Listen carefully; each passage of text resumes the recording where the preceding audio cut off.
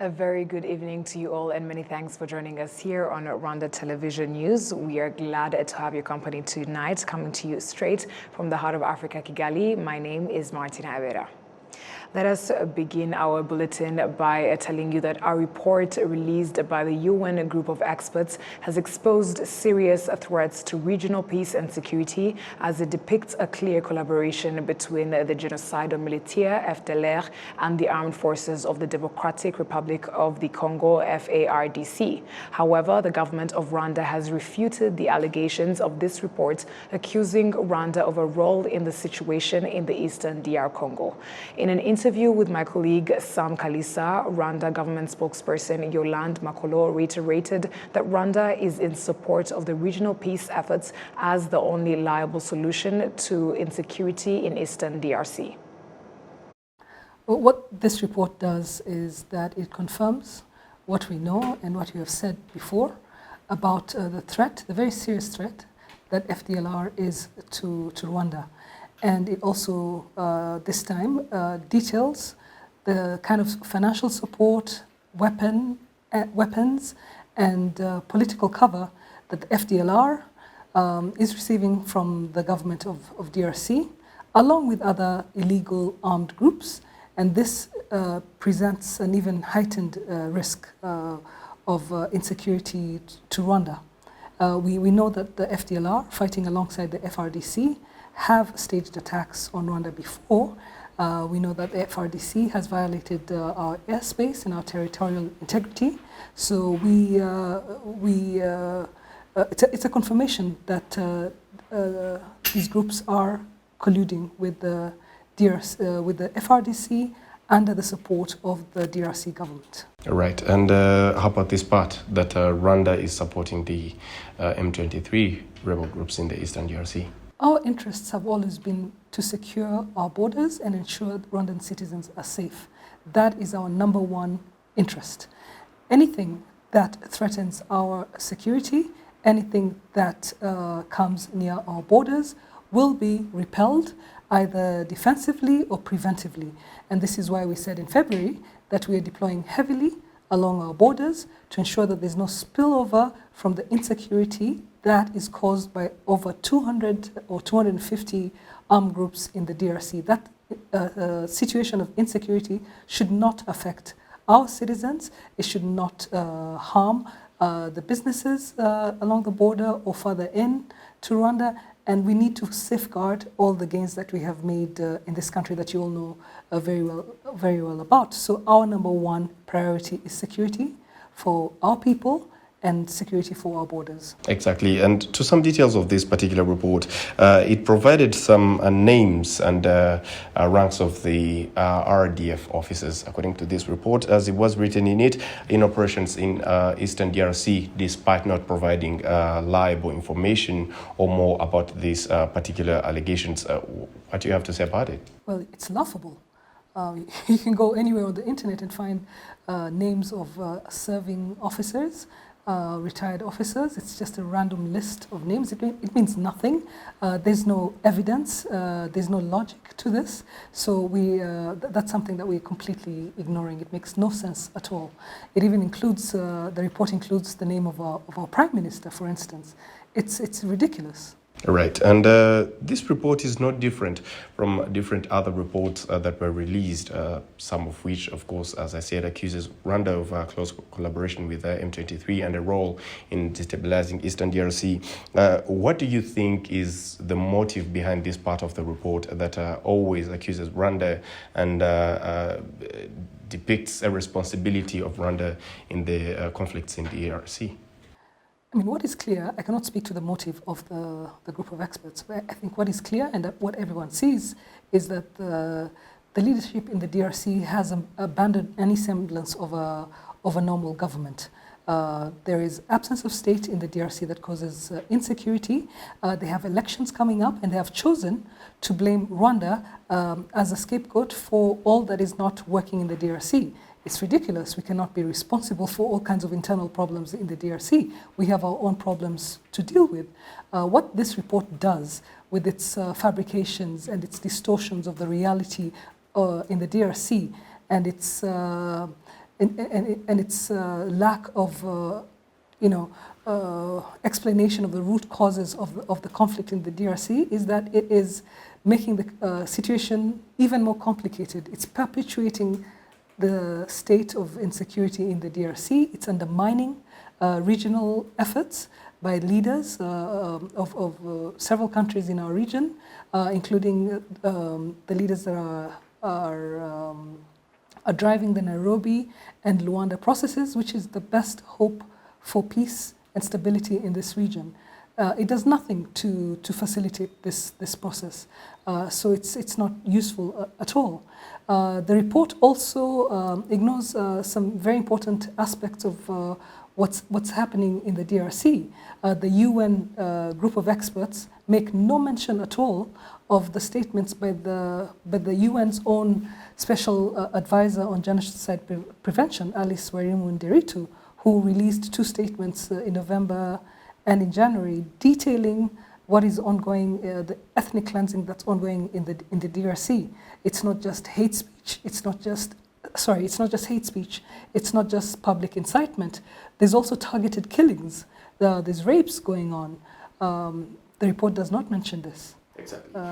And it goes even further. What's even worse this time, and what's really quite shocking, is that the group of experts then go on to blame the victims for their own suffering. This is a well-known tactic of genocide deniers. This kind of rhetoric is known, and it is unacceptable. Right. To you, is this report or some parts of it a cover-up to the failure of the UN mission in the Democratic Republic of Congo? It's a cover-up for many failures, including the failure of DRC to govern their own territory. And it's a cover-up for the behavior of their army, which is well known, for the behavior of the officials who spend their time blaming Rwanda instead of getting their act together and serving their people and participating in developing this region. We're wasting time in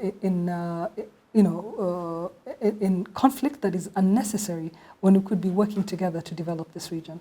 Part of this particular report by the UN team of experts, I can say, ignores the echoes, the voices of the refugees in Rwanda and elsewhere who have been for decades calling to return to their homeland but are denied of the rights. What do you have to say about it, as most of these, and many of these refugees are here in Rwanda? Well, there's a reason why they're here, and people need to ask themselves why. And the reasons that brought refugees, the Congolese refugees here 25 years ago, still exist in the DRC. We have over 80,000 refugees. We've had over 80,000 Congolese refugees in Rwanda for decades now. Since November last year to today, over 7,500 new refugees have come in because of a situation where they're persecuted and it's not safe for them to return home. So when a report like this covers up or sanitizes what is going on and actually blames the victims for their own suffering is put out, then it's really regrettable. It doesn't help to resolve this issue, and it perpetuates the suffering of thousands of people. So this needs to be addressed. It needs to be addressed by the DRC, and it needs to be addressed by the international community. And the way forward is to stay on the path of the regional agreements that we have. Rwanda is fully committed to the ongoing regional processes, in particular the Nairobi and the Rwanda processes. We're doing our part. Everyone should do their part. This is the best chance of peace our region has, and everyone has to stick to the plan. What the DRC government is doing, and they're not being called out for, is there's lots of efforts on their part to sabotage the process. So they need to do their part and stop provoking Rwanda, and also to take responsibility for the insecurity in their own country and do the right thing. Right. Yolande Macross, spokesperson of the government of Rwanda. Thank you very much for your time on Rwanda Television. Thank you for having me. Thank you very much, Sam Kalisa, for that interview. Now, Prime Minister Dr. Edouard Ngirente is in Paris, where he has participated in a panel discussion at the ongoing summit for a new global financing pact. During the discussions, the African leader stressed the need for a global partnership in the fight against climate change and its effects. We have more on this report. Prime Minister Dr. Edouard Ngirente began by pointing out an important aspect about the global trend in the struggle to combat climate change and its effects. I think we need to recognize that, that there was a progress made. There's a good progress. A few years ago, this kind of discussion wouldn't happen because what we used to discuss was if the climate change was real or not. So now I think should be happy that at least the debate we're having now is about how do we handle it, but at least we are all on the same page that the climate change is a reality now. And that's visible from what we have been suffering from in Africa, either drought or landslide or, So now there's no discussion about that. We're on the same page that the climate change is real. And now what we need to do is how do we go about it? How do we fight the effect from that climate change? But also on that aspect also, I think we're in agreement, we know what to do. And we shouldn't be using a lot of time to discuss again the solution, because we know solutions now. How do we implement them? And we need to implement them timely, to take right decisions, and also to take timely decision to make sure that we do that as soon as possible. He then touched on what Rwanda has been doing to tackle the issue with the support of key partners, and also emphasized a number of other important points. I want first to congratulate and thank the IMF leadership, Kristalina and her team. We had a very good work together in terms of financing, in terms of climate change-related effects. We have been working with them. It was like our Minister of Finance, our Minister of Environment have been working with the team of IMF, like we're really the same team. And we reached the agreement where we got some financing. And the commitment is almost 300 million, but we got the first part of it, which is almost 95 million a few weeks ago. Christina is there in the shows, and we are very thankful for that. But our experience, of course, that program has been there for a few weeks, almost 6 months now. But our experience is this one. I want to be long. I want just to say a few things to share with you. Is that you can't fight climate change alone. Individually, you need to have partnership. That's the first thing. We need to have partnership because what's different from other programs that you can do on your own as a country, but in terms of climate-related effect, if you do things on your own, it doesn't going to have an impact. So we need to go together to make sure we have an impact on what to do from what we are doing. So partnerships are very important. The second thing is, of course, getting enough financing. What we have done with IMF was, let's call it a seed capital to try to call for other financing, because climate change effect is a huge, so we need more financing. The third thing is that it can't be only public sector. You need to involve the private sector. Now, what we have been doing with IMF and other international institutions, including African Development Bank, World Bank, and other partners, is to see how we can involve the private sector in this fight. So this is how Rwanda and the government have created now what we call Ireme Invest, which is going to be a fund to help private sector to jump in and be part of that process. The summit for a new global financing pact in Paris will last for 2 days and has seen the participation of delegates from around the world. On Thursday, the government of Rwanda, through the Ministry of Trade and Industry and the United Kingdom, launched the Developing Countries Trading Scheme, offering lower tariffs and a duty exemption on a 99% rate while exporting to the United Kingdom. Prince Manzi has more on this report. The scheme aims at easing trade between the two countries. Duty exemptions being included in the scheme The scheme also eases trade between the 65 nations, 37 of them being African nations involved in the scheme. The Chief Executive Officer of the Private Sector Federation, Stephen Ruzibiza, states that this scheme will allow exportation of other products not usually known to be exported to the United Kingdom. This actually means that the market for Rwanda products has been expanded. This means that in the products usually transported there, especially from the agriculture and horticulture sectors, there will be an addition of other products. There will be an exchange of products between both countries, and as especially we have the cargo airplane.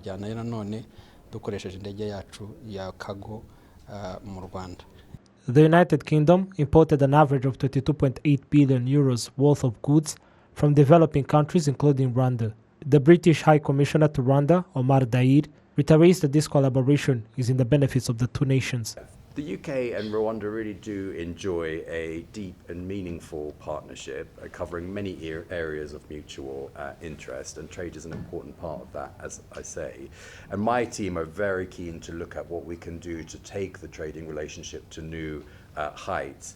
And I think there's a lot of scope for us to look at where we can increase various sectors of trade, whether it's in agriculture, which we already have a good partnership, whether it's in horticulture, but also whether it's in areas like technology. And we're really looking now at opportunities to bring more British companies here to invest and to make it easier for companies in Rwanda to export. In 2022, Rwanda's exports to the United Kingdom were worth 18 million euros, at least 18 billion Rwanda francs, coffee and tea contributing 52%.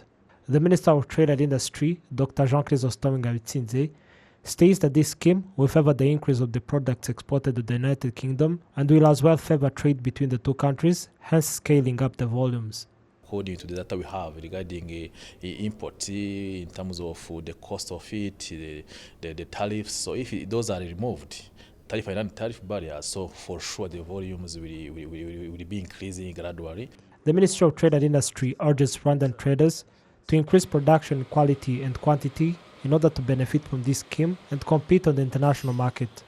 Prince Manzi, RwandaTV News. Thank you, Prince Manzi, for that report. Now, experts in financial technology services in the African continent find these services too expensive, hindering business activities conducted in Africa, given that currently transaction costs in the African continent are at 12% of the transacted money, but in other continents it is at 6%. Shina Teta with more.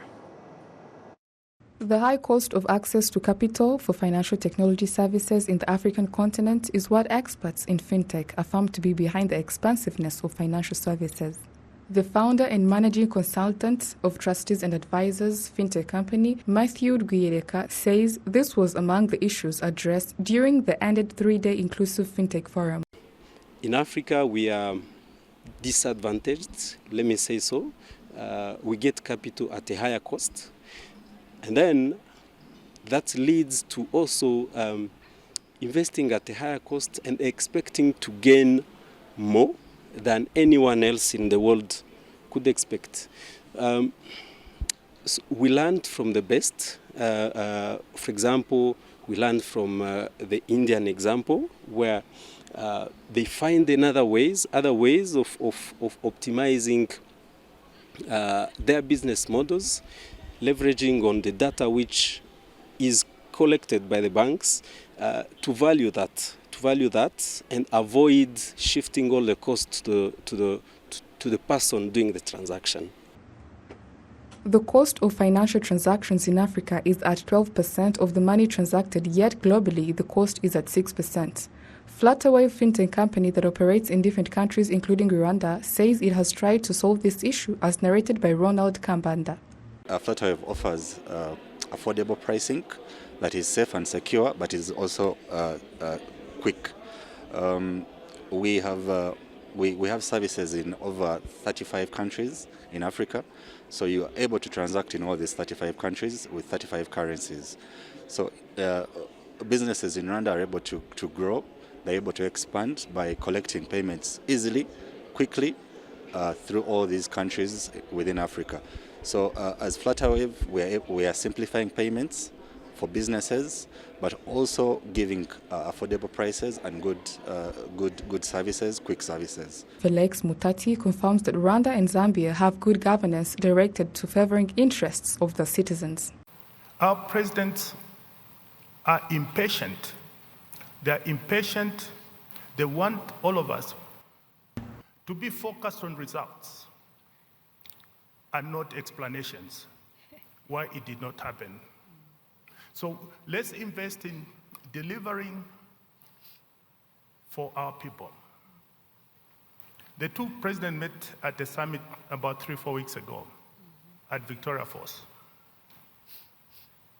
Two things came out. Marching orders, get together and deliver change in digital transformation. Paula Ingabire, the Rwandan Minister of ICT and Innovation, says there are many countries that have invested in infrastructures. Regardless, some citizens in the African continent who still have no access to those services. Most governments, together with the operators in their space, have been making significant investments in rolling out digital infrastructure, making sure it's accessible in most parts of their countries. But what we're seeing also is the staggering statistics of usage. So you still have lots of people, especially particularly for Africa, where many people still, live in areas that are very well covered, but still in many ways are still struggling to access. And we'll come back to some of the barriers where affordability is a key one, whether it's affordability of the devices, affordability of the service, but also digital literacy being another one. The ended Inclusive FinTech Forum had gathered experts in financial technology services, investors, and different officials, totaling to 2,000 from 60 countries approximately. Shinateta, RTV News. Female entrepreneurs based in Kigali expressed that the use of technology in financial services has helped them expand their projects with others, saying that it has created job opportunities for them. Shinateta continues. Constance Kaitesi is a mother and a businesswoman based in Kigali. Her and Diane Mujawase, who owns a grocery store, say that using technology in financial services has catalyzed the expansion of their business activities. Technology has simplified things. There is no waste of time. Justine Uwamariya, who offers transaction services to residents with the help of mobile money, says the technology has helped her increase capital compared to the initial one, being able to solve different problems in her family. Capital keeps increasing as months go by, increasing my client base, and I'm able to provide for my children, where sometimes they call me while at school and I send them money, helping their dad in taking care of our family. Managers of financial institutions that help women continue to do everything possible, aligning with Rwanda's vision of using technology to help women have greater access to financial services wherever they are in the country, as expressed by Haisa Muyango, the managing director of Copedu.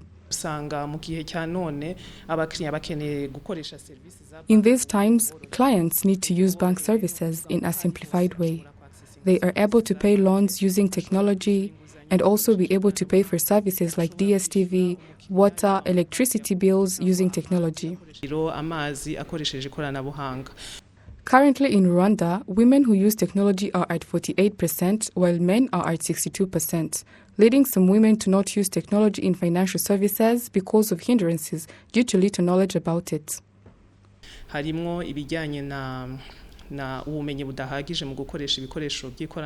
is also being illiterate about the use of technology, where we observe that some women don't know how to use technology, and it being our mission as financial institutions to ensure that women, especially in rural areas, have access to technology. We still have some challenges in increasing the access of financial technology services to women. A survey conducted by Finscope 2020 revealed that at least 80% of women are in savings groups, also indicating that mobile money services are used by women at a rate higher than 84%. Shinateta, RTV News. Moving on to the education sector, different education authorities of member states from the East African community during the East Africa Learning Improvement Forum jointly discussed about measures to mitigate the effects of the COVID-19 pandemic, given that there are cases of students that have spent 2 years without access to education. The Rwandan Ministry of Education has it that upon the outbreak of the COVID-19, effective measures were taken to facilitate learners through the use of technology. We have more. Following the outbreak of COVID-19 that implied restricted movement and closure of schools, this created gaps in education, and different education authorities in member countries of the East African community find the need to implement measures to wind down the gap necessary. The program director at Education Development Trust, an international organization operating in Rwanda, says the integration of different education authorities contributes to the advancement of education. Pandemic outbreaks affect many things. Some students had even lost hope of going back to school. We should take examples from other countries like Ethiopia that has 26 million students, and Rwanda is still growing. We should learn from them and get to know what strategies they use to manage their students. In Rwanda, there is currently more than 30,000 teachers in the education sector for the last 2 years, about 22,000 classrooms, indicating an increase in access to education for children from 59% to 73%. A lot has been done to wind down the effects brought about by COVID-19, although some issues still have to be addressed, as narrated by Gaspard Twagirayezu, who is the Minister of State in the Rwandan Ministry of Education. Gushyira imbaraga cyane mu bikoresho byo mu ishuri. Iyo turi kuvuga ubumenyi muri ino myaka. There's need for more efforts for learners in basic education. Secondly, we also need to advance our technology in education and have measures that have been implemented, including the distribution of internet all over the country, but all of that still requires effort. The East Africa Learning Improvement Forum was attended by representatives of the Ministries of Education in member states of the East African community, institutions affiliated to these ministries, experts in education, and sponsors. Shina Teta, RTV News. That story marks the end of our bulletin tonight, and on behalf of the production team and I, we would like to thank you for sticking with us on RTV News. My name stays Martina Avera, and we would like to wish you a very great night.